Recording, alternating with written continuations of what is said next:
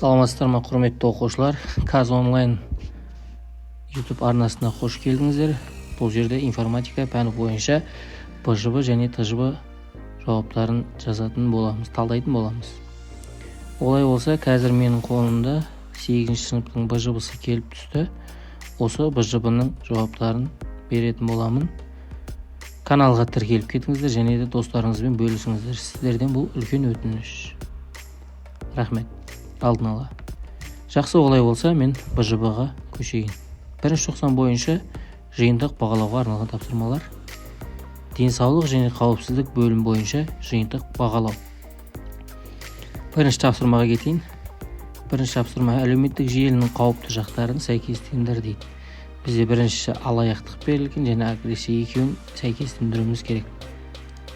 Мен мынандай фигура алайын және де бір-бірімен сәйкестендірейін. Алаяқтық әлеуметтік желі болағыттау болсылау жоқ, интернет банкинг код айту арқылы есеп жүреді.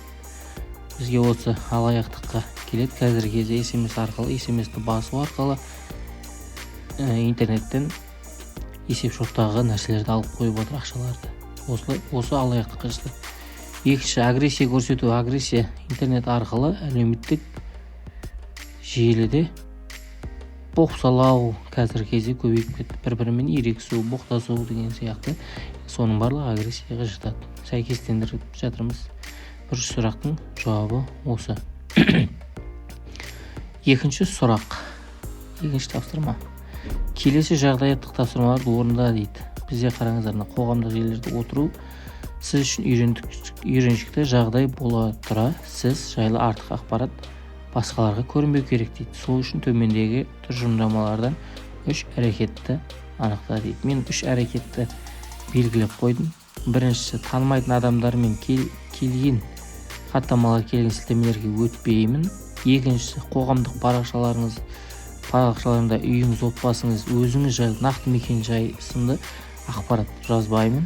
Үшінші, спамға ұқсайтын күмәнді хаттарды ашпаймын. Бірден өшірем деген осы 3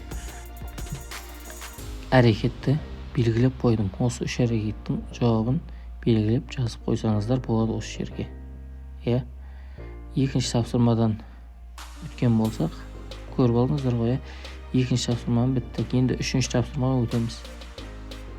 Енді қараңыз. Сіздің әлеуметтік желідегі ВКонтакте парақшаңызды бұзып пайдаланса не істер едіңіз, өз болжамыңызды жазыңыз дейді. Не істер едігі?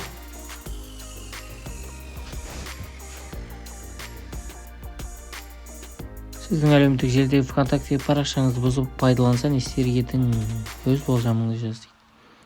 Тіркелген нөмірім бойынша қайта қалпына келтірер едім, немесе ПК техникалық көмекке жүгінер едім. Дәл осы жауап жазсаңыздар болады. Біз егерде ВКонтакте бұл желісіне нөміріміз тіркелген болса, сол нөмірге арқылы восстановить етуге болады.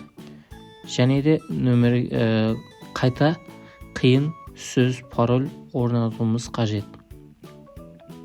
Дәл осы сөз жазып қойыңыздар. Келесі 4-ші сұрақ дейді. Төмендегі электрондық құрылғылардың адам ағзасы мен пайдасы мен зияны дейді. Біз бұл телефондардың, яғни пайдаларын білеміз. Неге пайдасы бар екен? Әртүрлі қызметтерді жеңілдетеді. Арнайы бағдарламалар арқылы керекті ақпарат алу үшін деген сияқты. Осылай анықтаманы жазып қойсақ болады. Және де екінші сұрағымыз бізге бұл пайдасы, екіншісі зияны. Бұның зияны өте көп. Адам ағзасына көздің көру қабілеті төмендейді, омыртқаның қисаюы, отыра беру, барлық осы зияндарын жазып қойсаңыздар болады. Көріп алыңыздар. Тоқтады, көшіріп алыңыздар. Жақсы, олай болса, мен 5-ші сұрақ өтейін. Міне осы 5-ші сұрақ қараңыздар.